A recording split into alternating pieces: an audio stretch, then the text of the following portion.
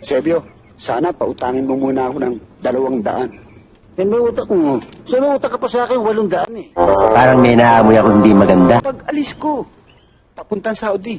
Saan punta ako na pupunta ng Saudi? Hindi ka na nakarating eh. Oh, anong malay mo kung matuloy ako? Sige na. Pero nga muna ng 200 ito.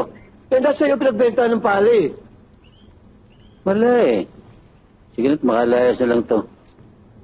100 tong pera ko eh. Sige. 100? Hmm. Oh, paano? Di kulang ka pa ng 100. Ha? Oo.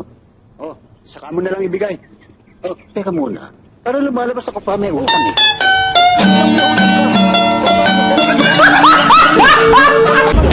Para ng utang na ibibigay sa'yo. Sandali lamang. Hindi kayo nagkakaintindihan eh. Hindi kasi kayo marunong ng arithmetic. Magkano ba inutang mo? 200. Magkano binigay mo? 100.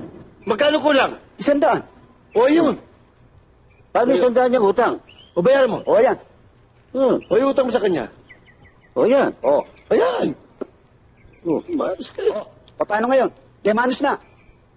Hindi manos. Akala mo maisahan mo ako, ano ko, gago? Baliw ka yata eh. Tapos sabi ko. Ano naman, wala naman nalabas na pera. Nakakagigil ka. Hindi naman kayo nag-usap ng matagalan.